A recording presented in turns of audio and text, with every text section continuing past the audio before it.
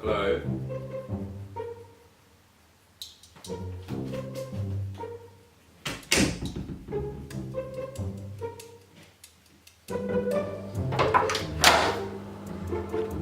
Hello?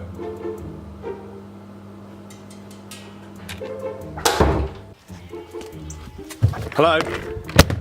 Okay then. No, cat, don't run away. You could work for this. You're almost monster-like, aren't you? Aren't you? Look at that monstrous face.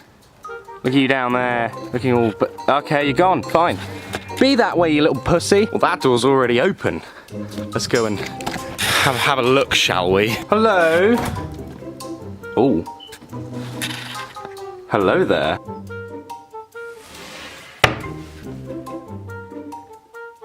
Hello?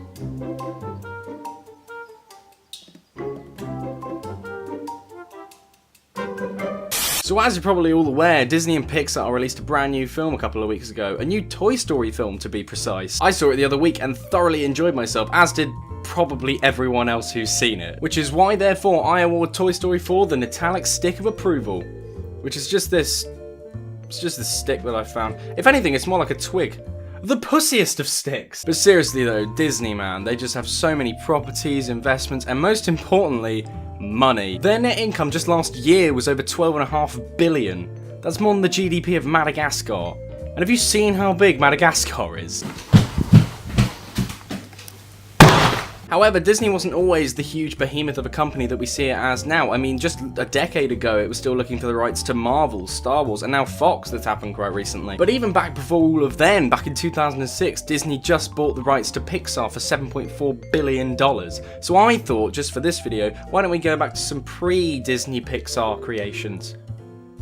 So I have. One of my favourite films of all time is Pixar's fourth film, Monsters, Inc. I bet you all thought I was just going to say Cars for the meme.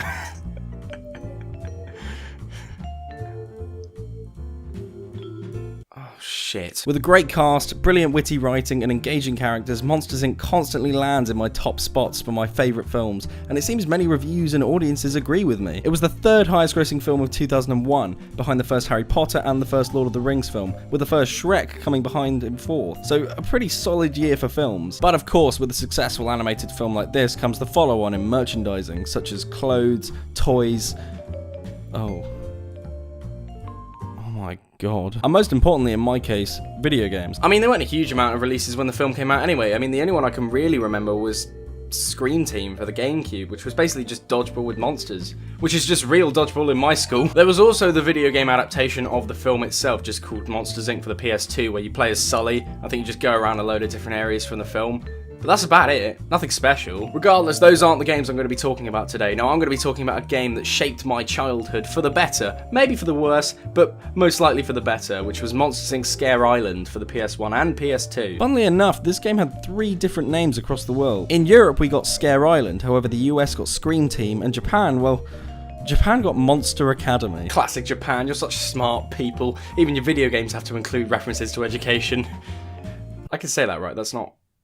racist. It was released in early 2002 when 3D platformers were the shit, so obviously it took major tropes from the genre. However, my 3-year-old mind adored this game with a passion, so let my depressed 19-year-old millennial mind now somehow justify that reasoning. The game follows Mike and Sully, who are trying to get jobs at Monsters Incorporated, so they go to Scare Island as a way of training to become top scarers. I like how monsters in a fabricated world can get a job quicker than I am, and for that, I'm gonna wear my work hat for the remainder of this video.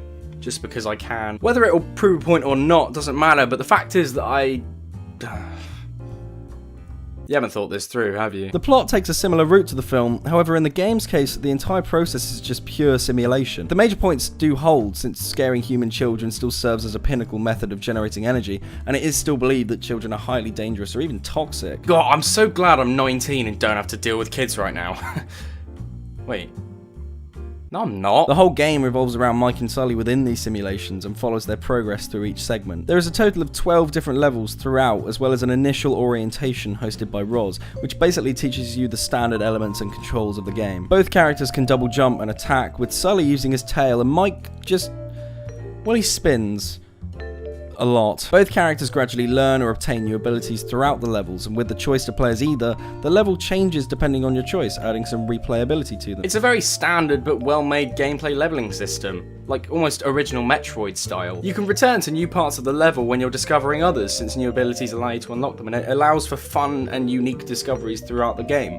You know, too bad I was such a dumb little shit to appreciate this. The levels are divided among 3 training grounds located on Scare Island, these being the urban, desert and arctic training grounds. Each one contains 4 areas to be explored, and every region ranges in scenery from a frozen lake to a city park, so a nice enough variety of designs for an early 2000s platformer, and some decent settings. We want it really subtly. My God, the rain! Okay, I take that back. The basic objective within all these levels is to successfully scare all the nerves on the island and receive the top medal on every level. Alright! Yeah! The nerves are basically robot children scattered across the level that must be scared in order to complete it. I technically identify as a nerve if I was a robot. And fake. There are 8 in total in every level, but only 5 of them are needed for the bronze medal, while all 8 are needed for the gold. To do this, you must acquire what's known as primordial ooze, the substance that gives the monsters their scare power. Try saying that 3 times in a row. You can't reach all the ooze or all of the nerves without certain power-ups, which again presents the focus on the replayability of the levels. There are other items around the levels, such as extra try tokens that gives an extra life to the player, as well as a bag of calories, which just increases health. But Nitalics, I hear you ask in that concerned manner that you definitely have. How do you get a silver medal? Well, for me, you come second in a chess championship, because when I was 8, I was just as introverted as I am now. To get one in the game, however, you have to find and collect all 10 Monsters Inc. tokens scattered on the level, which, much like the nerves and ooze, you can't collect in one go of the level. When you do eventually replay the levels, you will notice more objects and items appear to help with collecting these tokens and ooze. Some examples are trampolines that help you reach higher parts of the level, speed boost panels which quickly rush you through secret areas, as well as these weird teleportation things that float you over parts of the level. I don't really know how else to describe them. Gradually, the game opens up more options to collect items, which entices the player back to previous levels. Once you do eventually collect every collectible, scare every nerve, and claim gold in all the levels, that's it. You pass. I wish passing uni was as easy as this game makes it out to be, but we know how untrue that is. Like I've been saying throughout, Scare Island is simple, but it holds a gameplay system that works and has done for decades. Sure, it didn't change gaming history or spellbound people with anything special that it did, but it shows a time where everything was just, well, simple. No loot boxes, no DLC, no overarching company influencers. Unless you count Disney, but these days, where isn't Disney? It was a time where you bought a game and that's it. You owned all of it. It kept us engaged and enthralled, and especially for people at my age, it was a time where gaming really stepped up to new levels. Whether that be the right decision now, I guess we just have to wait for another gaming future to evolve again to figure that out. Regardless, it was a simpler time, and that's reflected in the gameplay and the original film, and well, me just being a simpler boy. And by simple, I mean moronic. I just thought looking back at a game that I loved when I was younger would, you know, be nice. A nostalgic release for Toy Story 4 and for Pixar for me in general. It just proves that, frankly, the best games aren't yet to come out, but they're already out, waiting for us to return to them. God, that was so fucking wet.